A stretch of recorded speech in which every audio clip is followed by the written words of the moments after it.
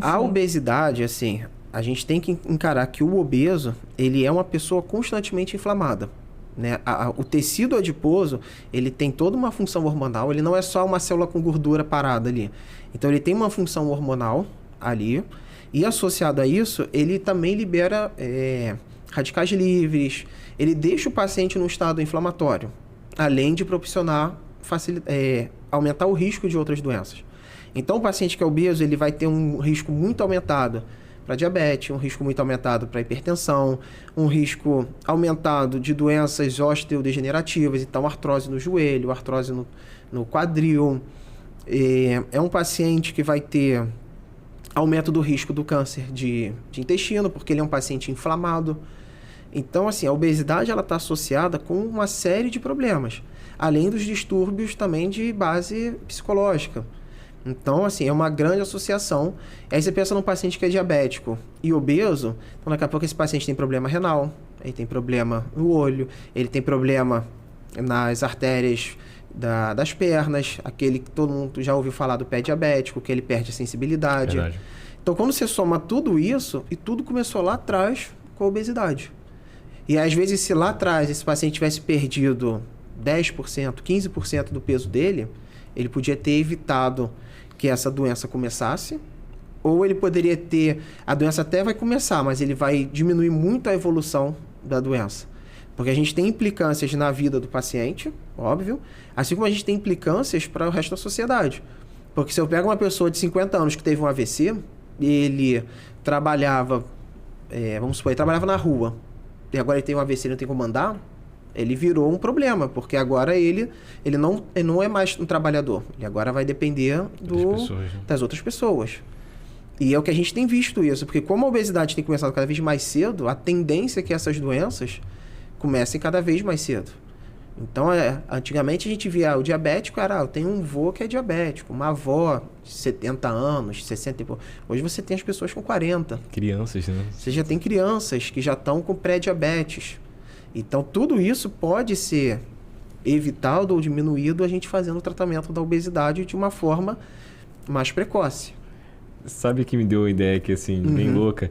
Cara, a gente não tem, assim, vamos lá, né? A escola poderia, sim, ter educação alimentar, educação financeira, além das outras matérias em si, porque isso faria total diferença. Porque, por exemplo, antigamente tinha outros problemas. Agora está aparecendo novos problemas. Então, a gente tem que se adaptar à sociedade. Tinha que ter uma reformulação do sistema, principalmente, eu acho, para esses dois, que são os dois principais. A educação alimentar das pessoas, elas saberem o que elas estão comendo, por que aquilo faz mal. Porque hoje é muito comum. Você pega a criança, ela come um pacote de biscoito recheado e o recheio ali, aquilo ali vai deixar a pessoa obesa. O recheio faz muito mal. E deixar o pacote inteiro. O pacote inteiro. É porque é gostoso. Não vamos dizer que não é. É viciante. É bom. Você pega um biscoito daquele, você come um, você come no outro, quando vê, você comeu tudo. Então, eu acho que falta parte da educação alimentar e da educação financeira. Né? Eu lembro na época da escola, aula de física. O trem A sai da cidade B e vai... E quando que eles vão se chocar, e você nunca vai usar aquilo. Sim. E você não aprende a fazer um imposto de renda. Você não tem noção. As pessoas não têm noção do que é um mercado financeiro, um mercado de ações. E aprende um monte de coisa na escola que não vai usar depois. E o básico, administrar. Nossa, cara, administrar é o segredo. Tava falando com um amigo Marcelo, né, até hoje mais cedo, que, cara, se a gente soubesse administrar o dinheiro que entra, muitas das vezes não precisava ter tanto esforço para alguma coisa. A administração era para ser também uma das matérias principais da escola. Né? E tá tudo interligado, porque a pessoa que ela consiga administrar melhor o dinheiro, ela poderia até depois, isso reflete numa alimentação até melhor. Que hoje, às vezes, as pessoas não têm tempo, a gente entende que a obesidade é uma doença, mas muitas vezes a pessoa não tem tempo. Ele tem que sair de casa às 5 horas da manhã para ir trabalhar. O que ele come? Um salgado com guaraná natural, que a gente sabe que aquele é açúcar puro, de tão doce, e é aquilo que a pessoa come. Não tem jeito, vai repetindo aquilo, repetindo. Sai de casa às 5, 6 da manhã, chega em casa às 8, 9 horas da noite. Vai fazer atividade física? Não vai. Sábado e domingo, vai fazer o quê? Vai descansar, porque trabalhou a semana inteira. Churrasco, cervejinha. Então você começa um ciclo ali e quando a pessoa vê, ganhei 20 quilos. Ganhou 20 quilos. E te fazer uma pergunta, você que vai ter mais estudos mais avançados com relação a isso, uma coisa que me chamou a atenção, até por conta dessa mudança, viver na cidade, será que tem a ver sobre essa sobrecarga do intestino, que, por exemplo, você falou, no vídeo está sentado, come uma coisinha, vai lá comer uma coisinha. Essa sobrecarga de açúcar, comida, fazer ele trabalhar em excesso, será que está, tipo, fazendo com que o intestino fique mais velho, mais rápido? Por conta do uso A gente excessivo? pode até dizer que sim, né? Porque o intestino da gente, ele não foi feito para esse tipo de alimentação que a gente tem hoje.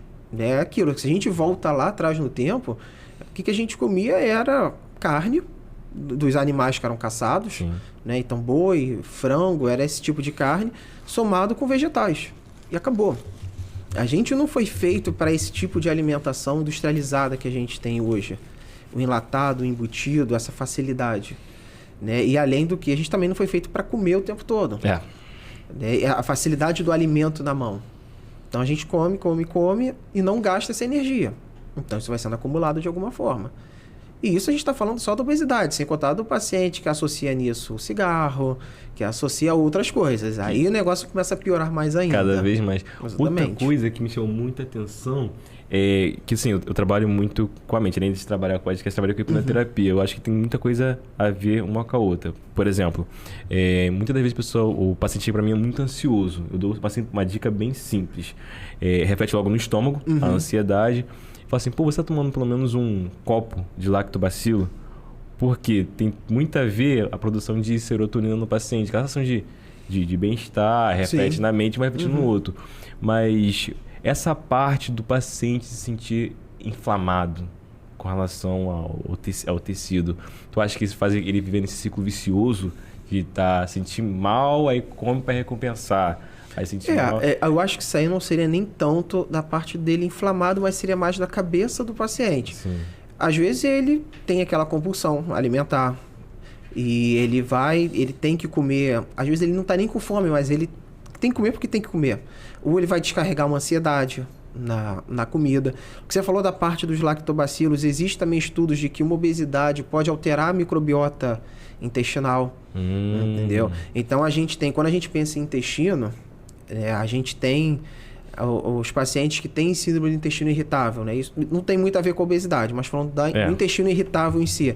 E ele é caracterizado por pacientes que têm alterações do hábito e que está tudo normal. Então você faz exame de sangue, você pode fazer colono, faz endoscopia, tomografia, ultrassom, não tem nada. Você não acha nada e geralmente tem algum fator que desencadeia isso. É o que a gente chama do intestino irritável. Então existem até estudos que pode ter alguma relação com a alteração da relação das bactérias do intestino com o paciente, né? Porque o intestino é considerado o segundo cérebro, pela quantidade de bactérias e hormônios que são secretados ali. Então, tá tudo interligado. No final, tá tudo junto. E sobre